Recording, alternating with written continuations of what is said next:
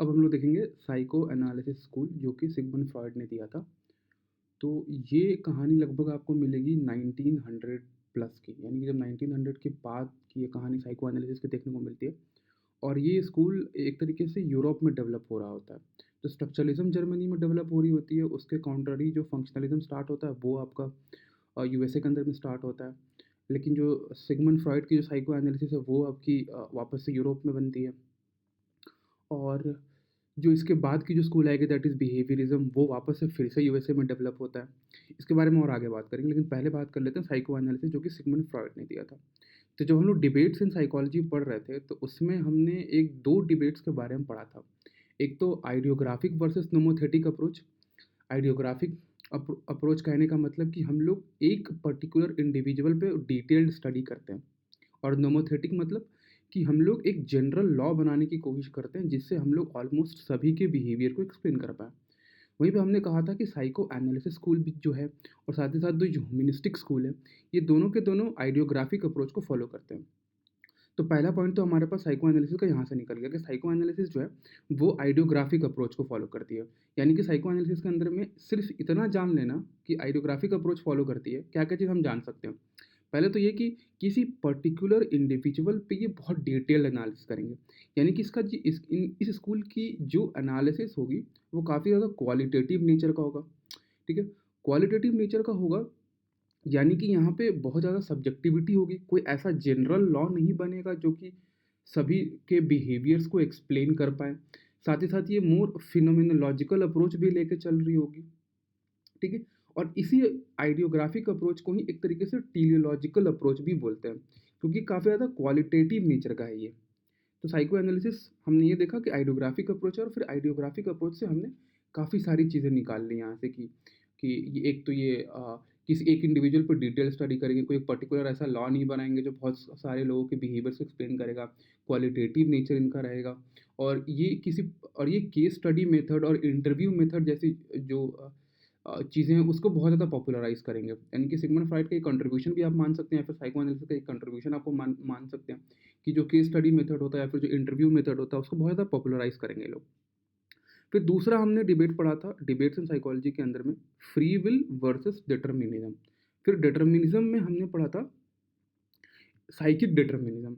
Psychic determinism का कहने का क्या मतलब है कि हमारी जो बिहेवियर है वो हमारी जो साइकिक एनर्जी है, यानी कि जो इंस्टिंक्चुअल फोर्सेस हैं उससे डिटरमाइन होती है, हमारे विल से नहीं। तो ये साइको एनालिसिस का कहना है। तो साइको एनालिसिस से लेकर रिलेटेड दूसरा पॉइंट हमारे पास ये मिल जाता है कि एक साइकिक डिटर्मिनिस्टिक स्कूल है। यानी कि इनके हिसाब से या फिर सिगमंड फ्रॉइड के हिसाब से जो ह्यूमन बिहेवियर है ना वो डिपेंड करता है आपके इंस्टिंक्चुअल फोर्सेस पे, ना कि आपके फ्री विल पे, ना कि आपके इन्वायरमेंटल डिटर्मिनिज्म पे। और ये जो इंस्टिंक्चुअल फोर्सेस है ना ये आपके अनकॉन्शियस माइंड में रिसाइड करते हैं। तो सिगमंड फ्रॉइड ने पहली बार अनकॉन्शियस माइंड के बारे में बात करा। तो अभी तक हमको क्या पता चला, एक तो साइको एनालिसिस आइडियोग्राफिक अप्रोच को फॉलो करता है, दूसरा साइकिक डिटर्मिनिज्म है। और साइकिक डिटर्मिनिज्म में बिहेवियर जो है वो डिपेंड करता है किस चीज़ पे, तो इंस्टिंक्चुअल फोर्सेस पे। और इंस्टिंक्चुअल फोर्सेस कहाँ रिसाइड करते हैं, तो अनकॉन्शियस माइंड के अंदर में। ठीक है, तो फ्रॉइड साहब का जो फोकस था वो मेनली अनकॉन्शियस माइंड पे था। कॉन्शियस तो इससे पहले जो दो स्कूल आए थे, यानी कि जो स्ट्रक्चरलिज्म स्कूल थी या फिर जो फंक्शनलिज्म स्कूल थी, ये दोनों स्कूल स्पेसिफिकली फोकस करते हैं कॉन्शियसनेस पे या फिर माइंड पे। लेकिन जो साइको एनालिसिस स्कूल है जो सिगमंड फ्रॉइड ने दिया था, ये फोकस करता है अनकॉन्शियस माइंड पे, not on the conscious mind. ठीक है, तो फ्रॉइड के बारे में कुछ देख लेते हैं। उन्होंने मेजर देखिए, फ्रॉइड की जो साइको एनालिसिस है इसके बारे में बहुत डिटेल्ड एनालिसिस या फिर बहुत ज़्यादा डिटेल्ड स्टडी हम लोग करते हैं पर्सनालिटी चैप्टर के अंदर में। तो यहाँ पे बस हम लोग सिर्फ एक बेसिक ओवरव्यू लेंगे, बहुत ज़्यादा डिटेल में नहीं जाएंगे, क्योंकि ये सेम चीज़ हमें रिपीट करना है इन द पर्सनालिटी चैप्टर, और वहाँ पे ये ज़्यादा रेलेवेंस भी रखेगा। तो यहाँ पे हम लोग, क्योंकि बहुत बड़ा स्कूल है, बहुत सारी चीज़ें बताई गई है, बहुत सारी थेरेपीज़ दी हैं इन्होंने, तो इसके बारे में बहुत डिटेल में पढ़ेंगे, स्पेशली पर्सनालिटी वाले चैप्टर में। और वापस से पेपर 2 में जो थेरेपीज़ वाला चैप्टर आया था तो वहाँ पे हम लोग पढ़ते हैं साइको एनालिटिकल साइकोथेरेपी, फिर साइकोडायनेमिक साइकोथेरेपी। तो वहाँ पे जाके हम लोग डिटेल में पढ़ेंगे, लेकिन अभी बस एक बेसिक ओवरव्यू। फ्रॉइड के हिसाब से जो आपके चाइल्डहुड एक्सपीरियंसेस हैं, सिर्फ फ्रॉइड ही नहीं, जितने भी साइको एनालिसिस स्कूल वाले आएंगे, जैसे फ्रॉइड हो जाएगा, एरिक एरिक्सन हो जाएंगे, एडलर हो जाएंगी, ये सब बहुत ज़्यादा फोकस करते हैं कि आपका चाइल्डहुड एक्सपीरियंस कैसा है, कि अगर आपका चाइल्डहुड एक्सपीरियंस अगर ट्रॉमेटाइज्ड है तो प्रोबेबली आपका जो पर्सनैलिटी जो आपकी डेवलप होगी एज एन अडल्ट पर्सनैलिटी वो भी थोड़ा-सा नॉर्मल नहीं होगा। ठीक है? यानी कि चाइल्डहुड एक्सपीरियंसेस जो है ना, वो बहुत ज़्यादा डिटरमाइन करती हैं आपकी अडल्ट पर्सनैलिटी में। इस चीज़ पे साइको एनालिसिस स्कूल से रिलेटेड जितने भी लोग हैं, चाहे एरिक एरिक्सन हो गए, चाहे एडलर हो जाएँगे, सब इस चीज़ पे फ़ोकस करने वाले हैं। दूसरा पॉइंट जिसमें हमने डिस्कस कर दिया है कि ये लोग कॉन्शियस फोर्सेस या फिर फ्री विल या फिर इन्वायरमेंटल डिटर्मिनिज्म पे बिल्कुल बात नहीं करेंगे। ये पूरा का पूरा बोल देंगे कि behaviour is the result of unconscious forces या फिर इंस्टिंक्चुअल फोर्सेस या फिर साइकिक डिटर्मिनिज्म पे कंप्लीटली चले जाएँगे। ये लोग अपने पेशेंट्स को बहुत डिटेल्ड में स्टडी करते हैं। केस स्टडी मेथड को बहुत ज़्यादा पॉपुलराइज़ करेंगे ये लोग, ठीक है? और आइडियोग्राफिक अप्रोच लेते हैं, ठीक है? फिर फ्रॉइड साहब देते हैं स्ट्रक्चर ऑफ पर्सनैलिटी। फ्रॉइड साहब बोलते हैं कि जो आपकी पर्सनैलिटी है ना, उस पर्सनैलिटी को 3 हिस्सों में बाँटा जा सकता है। इड, ईगो और सुपर ईगो, ठीक है? यानी कि इन तीनों at the same time exist करते हैं आपके पर्सनैलिटी में। यानी कि आपकी जो पर्सनैलिटी है ना, वो इन तीनों चीज़ों से मिल के बना हुआ है। इड से मिल के बना हुआ है, ईगो से मिल के बना हुआ है और सुपर ईगो से मिल के बना हुआ है। डिटेल में देखते हैं क्या है, ठीक है? तो ये जो इड है ना, इड इज़ इंस्टिंक्चुअल फोर्सेस। जो भी आपके अंदर में जो आपके अनकॉन्शियसनेस के अंदर में जो भी इंस्टिंक्ट्स हैं, वो सभी इड का फॉर्म। इड इड मतलब आपके पर्सनैलिटी का वो हिस्सा जो लार्जली डिपेंड करता है अ, आपके जो इंस्टिंक्चुअल फोर्सेस हैं उस पे। यानी कि ये जो इड है ना, ये प्लेजर प्रिंसिपल पे काम करता है। यानी कि अब भूख लगी है तो ये सिर्फ़ फ़ोकस करेगा खाने पे, अगर इसको सेक्स चाहिए तो पूरा ये फ़ोकस करेगा सेक्स पे। तो इड जो है ना, वो प्योर प्योर इंस्टिंक्ट है। यानी कि जो इंस्टिंक्ट्स आपका होता है वो जो भी इड है ना, वो प्योर इंस्टिंक्ट्स है आपका। यानी कि ये हेडोनिस्टिक प्रिंसिपल पे काम करता है, ये प्लेजर प्रिंसिपल पे काम करता है, ठीक है? और इड जो है ना, इड ही रिजर्वायर है इंस्टिंक्ट्स का। तो जितने भी इंस्टिंक्चुअल फोर्सेस है ना, वो आपका इड का पार्ट बनता है। यानी कि इड जो है आपकी पर्सनालिटी का वो हिस्सा है जो इंस्टिंक्चुअल आपकी जो एनर्जी या फिर जो इंस्टिंक्चुअल फोर्सेस हैं उसको रिफ्लेक्ट करता है। और इड जो है वो प्योरली अनकॉन्शियसनेस है। इसके बारे में देखेंगे कि कॉन्शियसनेस, अनकॉन्शियसनेस, प्री कॉन्शियस क्या होता है। लेकिन इट जो है वो प्योरली अनकॉन्शियस है। कहने का क्या मतलब है? देखिए हमारा जो कॉन्शियसनेस है या फिर हमारी जो माइंड है उसको 3 हिस्सों में बाँटा गया है by the psycho analysis school. एक कॉन्शियसनेस, दूसरा प्री कॉन्शियसनेस और तीसरा अनकॉन्शियसनेस। कॉन्शियसनेस वो हिस्सा है जो आप जो भी एक्सपीरियंस कर पा रहे हैं, करंटली जो आपके अवेयरनेस में है। That is your consciousness. यानी कि अगर आपने मेमोरी पढ़ा होगा तो आपकी जो वर्किंग मेमोरी हो गई, वो आपका कॉन्शियसनेस है। प्री कॉन्शियसनेस क्या होता है? प्री कॉन्शियसनेस वैसे इन्फॉर्मेशंस को होल्ड करता है जो कि एट द मोमेंट आपके अवेयरनेस में नहीं है, लेकिन जैसे ही आपको रिक्वायर्ड क्यू मिलेगा आप तुरंत वो अवेयरनेस में ला सकते हैं। यानी कि प्री कॉन्शियस में आप उस हर एक इन्फॉर्मेशन को ला सकते हैं जो आपकी आपने कभी लॉन्ग टर्म मेमोरी में स्टोर करा होगा। और फिर तीसरा आता है आपका अनकॉन्शियसनेस। अब ये अनकॉन्शियसनेस क्या है? अनकॉन्शियसनेस वो सारी मेमोरी, सारी इन्फॉर्मेशन उसको स्टोर करता है जो कि आपने सप्रेस करा है, जो कि आपको एक तरीके से तकलीफ देती होंगी। आपको उस पर्टिकुलर इन्फॉर्मेशन ने, उस पर्टिकुलर मेमोरी ने आपको इतना ज़्यादा पेन किया कि आपने अनकॉन्शियसली इस इन्फॉर्मेशन को इतना डीप भेज दिया कि इसे आप इसे आप कितना भी एफर्ट लगा लें, इसे आप डायरेक्टली अपनी मर्ज़ी से कॉन्शियसनेस पे नहीं ला सकते। अब तो क्या ये अगर कोई आपसे सवाल पूछे कि क्या अनकॉन्शियसनेस में जो भी इन्फॉर्मेशन है वो कभी बाहर नहीं आता? ऐसा नहीं है, आता है।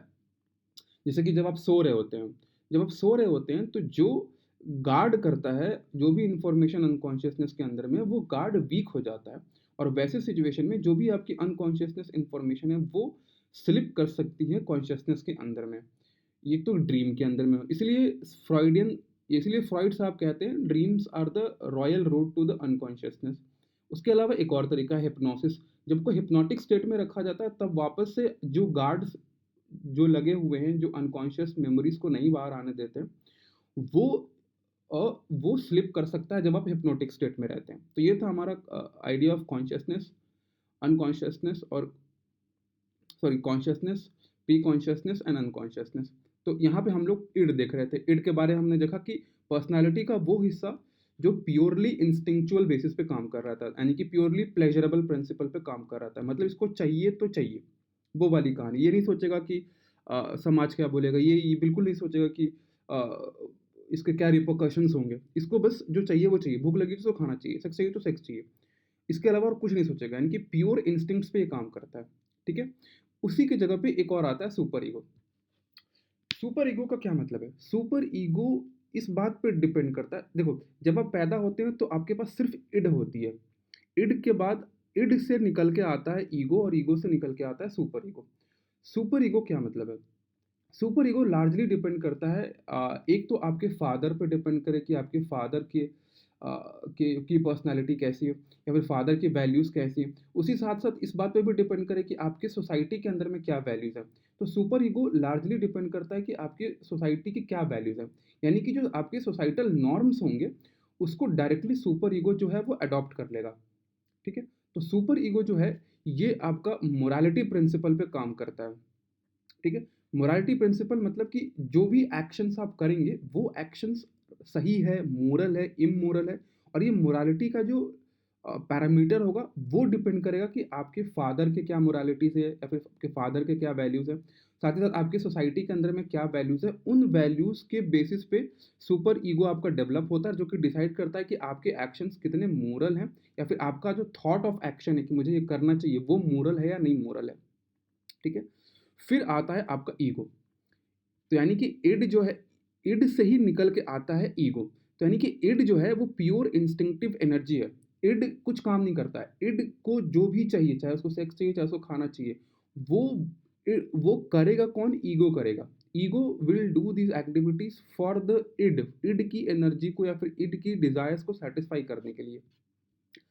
ईगो जो है वो लार्जली कॉन्शियस लेवल पे काम करता है, यानी कि जो आप majorly ego largely conscious level पे काम करता है, लेकिन सुपर ईगो आपको तीनों लेवल पे काम करते हुए दिख जाए, कॉन्शियसनेस को पे लेवल पे भी, प्री कॉन्शियस लेवल पे भी, और अनकॉन्शियस लेवल पे भी।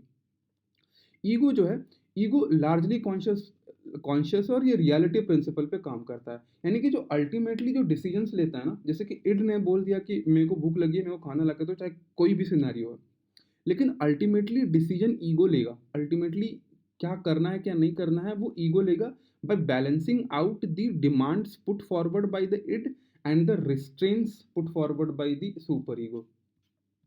तो यानी कि एट फॉर एनी बिहेवियर जो भी आप ले रहे होंगे, उसमें ये सभी पर्सनालिटी के जो आपके साइड्स हैं वो एट द सेम टाइम काम करते हैं। अगर सिंपल तरीके से समझें तो इड हो गया आपके अंदर का जानवर, यानी कि pure animal in you. Super ego हो गया जो वैल्यूज या फिर जो नॉर्म्स आपकी सोसाइटी फॉलो करती है, और फिर तीसरा हो गया आपका रियलिटी जो एक्सटर्नल इन्वायरमेंट है। तो id purely pressure principle, purely pleasure principle पे काम करेगा, मोस्टली अनकॉन्शियसनेस कॉन्शियस लेवल पे रहेगी और इंस्टिंक्ट बेस्ड है। तो इड बोलेगा ईगो कि मेरे को ये पर्टिकुलर चीज़ चाहिए, लेकिन फिर ईगो, लेकिन डायरेक्टली ईगो बिहेवियर नहीं करेगा, बिहेव नहीं करेगा, फिर डायरेक्टली ईगो एक्शंस नहीं लेगा डिपेंडिंग अपॉन कि इड को क्या चाहिए। Ego will also consult super ego at the same time. Super ego आपके पर्सनालिटी का वो हिस्सा है जहाँ पे आपने वैल्यू, जहाँ पे आपका वैल्यू वाला पार्ट हो गया, आपके सोसाइटल नॉर्म्स वाले पार्ट हो गए। तो फिर ईगो ये देखेगी कि क्या जो इड इड मांग रहा है क्या वो इन नॉर्म्स के अगेंस्ट जा रहा है या फिर साथ में जा रहा है। अगर साथ में जाएगा तो यानी कि कोई प्रॉब्लम नहीं है, सीधे सीधे ईगो बिहेवियर करेगा जिससे कि इड को सेटिस्फैक्शन मिलेगी। लेकिन अगर लेकिन अगर इड की कोई एक ऐसी डिमांड है जो कि आपके सोसाइटल नॉर्म्स के अगेंस्ट जाता है, तो ईगो जो है वो डायरेक्टली ये फंक्शंस को परफॉर्म नहीं कर सकता जिससे कि इड सेटिस्फाई हो। वो इनडायरेक्टली एक ऐसा बिहेवियर जनरेट करेगा जिससे कि इड सेटिस्फाई हो, और वो इनडायरेक्ट बिहेवियर कुछ और नहीं होता, दैट इज डिफेंस मैकेनिज्म। एक टर्म होती है ईगो मैच्योरिटी। ईगो मैच्योरिटी वो सिचुएशन है जहाँ पे ईगो इतना मैच्योर हो गया है, जहाँ पे वो इड की जो प्रेशर्स हैं, सुपर ईगो के जो प्रेशर्स हैं, और साथ ही साथ जो रियलिटी जो है, इन सबको प्रॉपरली बैलेंस आउट कर लेता है। लेकिन अगर वहीं पे ईगो जो अनरियलिस्टिक प्रेशर सुपर ईगो लगा रही होती है, जो डिमांड इड कर रहा होता है, या फिर जो रियल सिनेरियो है, अगर वो प्रॉपर हैंडल नहीं कर पाता है, तब फिर जाके पर्सनालिटी में प्रॉब्लम्स आने लगते हैं, और तब बिहेवियर काफ़ी इरेटिक और एबनॉर्मल होने लगता है। और इसी चीज़ को सॉल्व करने के लिए फ्रॉइड साहब बोलते हैं कि for in such situations you need restructuring of the personality, you need restructuring of this end ego super ego equation. ठीक है, इसके बारे में पर्सनालिटी चैप्टर के अंदर में बहुत बहुत डिटेल में बताया गया है, उसमें बहुत डिटेल में डिस्कशन करेंगे। ठीक है, तो फ्रॉइड की जो थ्योरी है वो फिक्सेटेड है इड पे, अनकॉन्शियसनेस पे, लेकिन अल्टीमेटली डिसीजंस कौन ले रहा होता है? ईगो लेता है। ठीक है, तो इसके इस जैसे जैसे कि एक तरीके से क्रिटिसिज्म है कि ऑल्दो हम क्रिटिसिज्म अभी डिस्कस नहीं कर रहे, लेकिन एक जस्ट एक व्यू पॉइंट है कि जो फ्रॉइडियन थेरेपी है, फिर जो साइको एनालिटिकल थेरेपी है, वो काफ़ी ज़्यादा इड पे फोकस्ड है, लेकिन अल्टीमेटली डिसीजंस कौन लेता है? ईगो। इसीलिए कुछ लोग शायद जो पहले साइको एनालिसिस स्कूल के फॉलोवर्स रहे होंगे, फ्रॉइड के फॉलोवर्स रहे होंगे, वो ये हाईलाइट करते हैं कि भाई साहब जब सारा का सारा डिसीजन ईगो ले रहा है, तो आपकी थ्योरी प्योरली इड पे कैसे फिक्सेट हो पाती है? इसलिए इन्होंने एक नई चीज़ लेकर आए जिसको हम लोग कहते हैं ईगो एनालिस्ट। तो जो ईगो एनालिस्ट हैं, कई सारे आपको बाद में मिलेंगे लोग जो ईगो एनालिस्ट होंगे, जो कि ईगो पे फोकस करेंगे, जैसे कि शायद एरिक एरिक्सन भी ईगो एनालिस्ट ही हैं। ठीक है, तो id is basically animal inside you, one way. देखो, जो इड है ना, इड इज इंस्टिंक्ट, और इड जो है, id is pleasure principle, one way और अनदर वो बाहर आएगा ही, या तो डायरेक्टली या तो इनडायरेक्टली। अगर डायरेक्टली आता है तब तो ठीक, कोई टेंशन नहीं है, लेकिन इनडायरेक्टली अगर आता है, यानी कि इनडायरेक्टली और डायरेक्टली क्या क्या कहने का मतलब है कि जो इड की जो डिमांड है वो ऐसी डिमांड है जो कि सुपर ईगो, यानी कि आपके सोसाइटल जो नॉर्म्स हैं या फिर जो वैल्यूज हैं उसके अगेंस्ट नहीं जा रहा है, तो अब डायरेक्टली ईगो जो है इड की जो डिमांड को सेटिस्फाई कर देगा। लेकिन इनडायरेक्टली कहने का मतलब ये है कि इड आपसे ऐसा डिमांड कर रहा है, इड ईगो से ऐसी डिमांड पुट फॉरवर्ड कर रहा है जो कि आपके सोसाइटल नॉर्म्स के हिसाब से या फिर सोसाइटल वैल्यूज़ के हिसाब से एक्सेप्टेबल नहीं है।